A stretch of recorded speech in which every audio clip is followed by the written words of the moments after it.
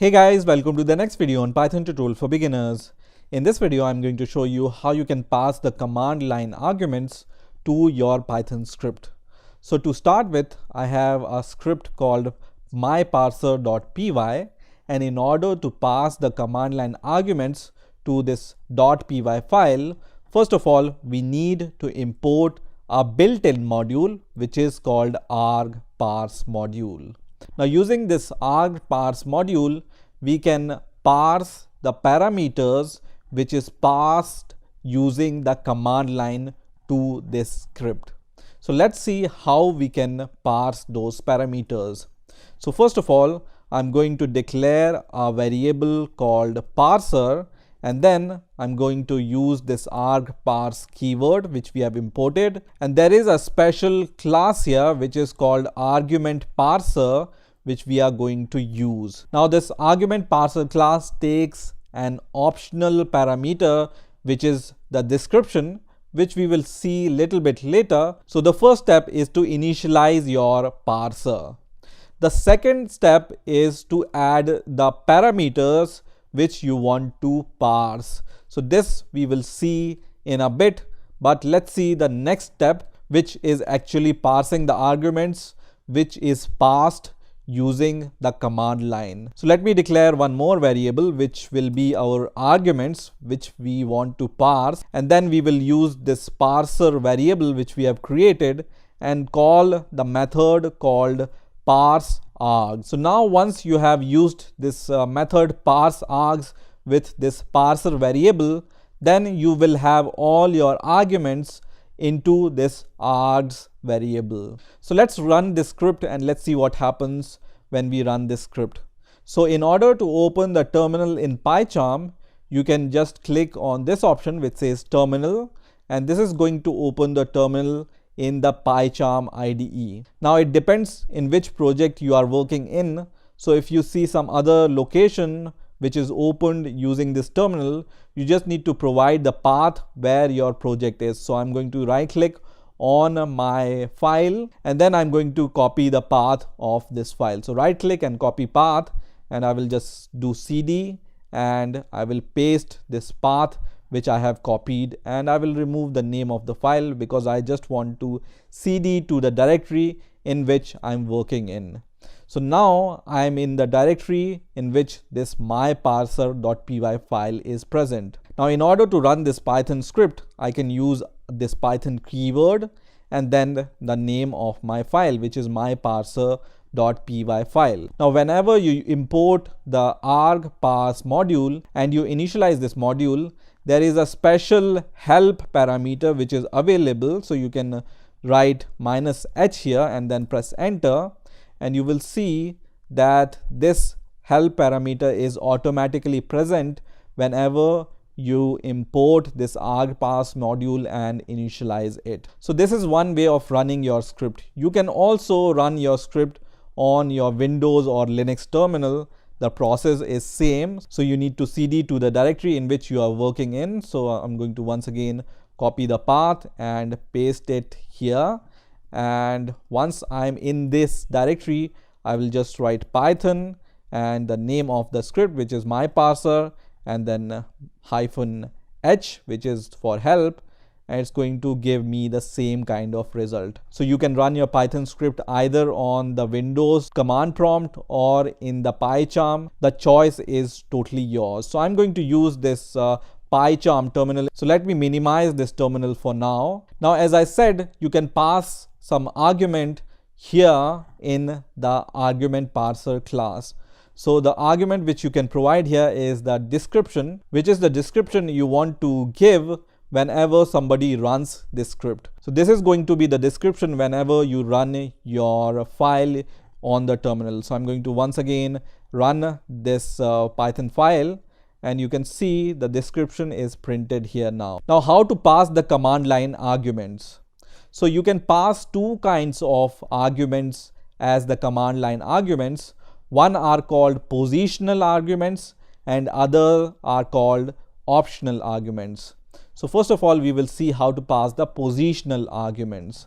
So in order to pass the positional argument, you use your parser variable and then call a method called add argument here. And first of all, inside the add argument, you give the name of your argument. For example, I want the user to provide two numbers and I want to perform some mathematical operations on these two numbers. So I can store these two numbers into some variables, and these variables I can define here. So the first variable name I want to provide here is num1, and then as the second argument you provide the help parameter. So in the help, what you do is you provide some help about the argument which you want to receive from the user. In the same way, I can provide the number 2 argument, and I can just change the name of the argument 2 and the help description of argument 2. Now the third parameter or argument which I want to provide using command line is the operation. So let's say we want that user should provide some kind of mathematical operations to work with. So in the help, I can just write provide operator. So these are the three arguments which I want the user to provide. Now once these three arguments are provided by the users, these three arguments will be parsed using this function, and then all these three argument list will be assigned to this args variable. So we can just print the value of this arg variable, and let's see what is the content inside the args. So I'm going to open the terminal once again. So after the Python keyword and the name of your script, you provide the first number, which is, let's say, 84, the second number, let's say it's 41, and the operator. So let's say I want to provide the operator plus to add these two numbers, and then I'm going to press enter, and you will see this print statement is going to print the value of number 1, which is 84, the value of number 2, which is 41, and the value of operation, which is plus here.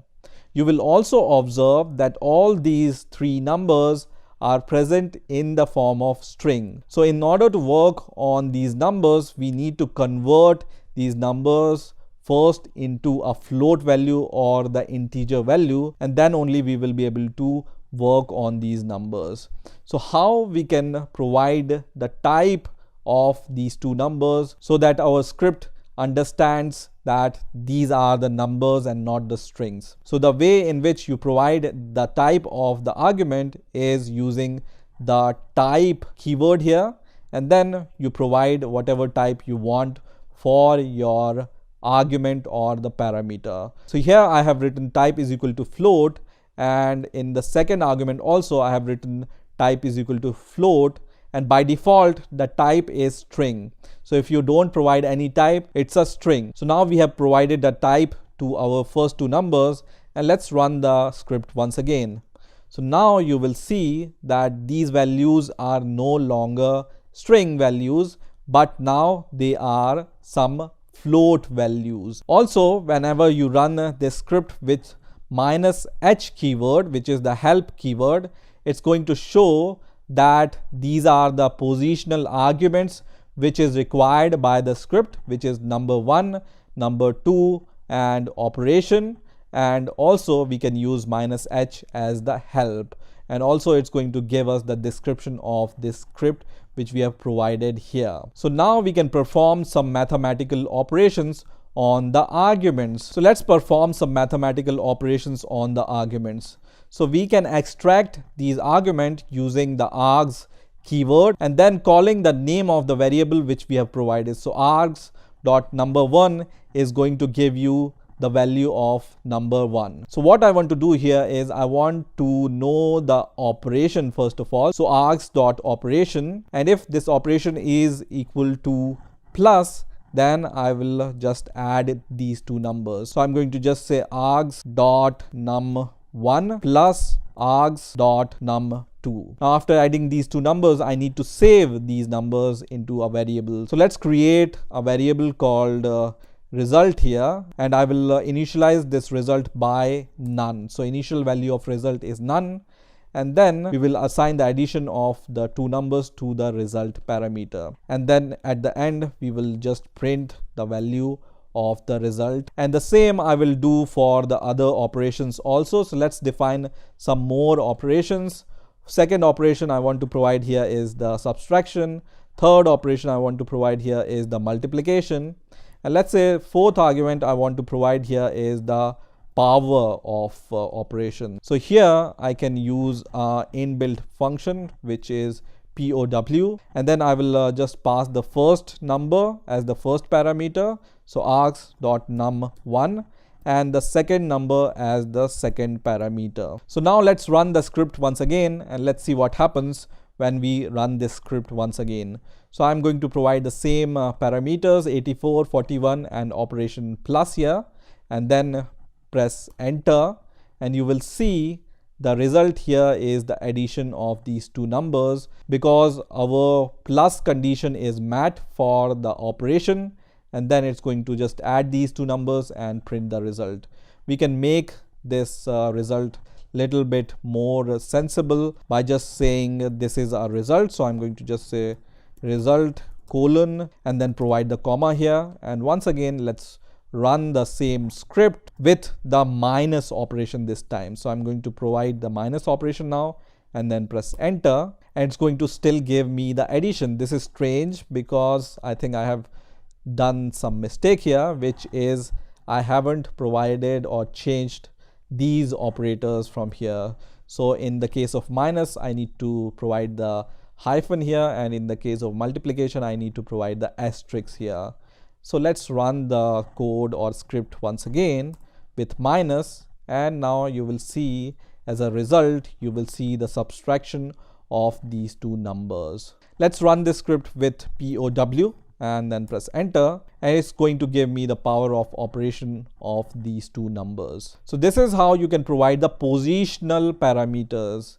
Now as the name suggests, these are the positional parameters.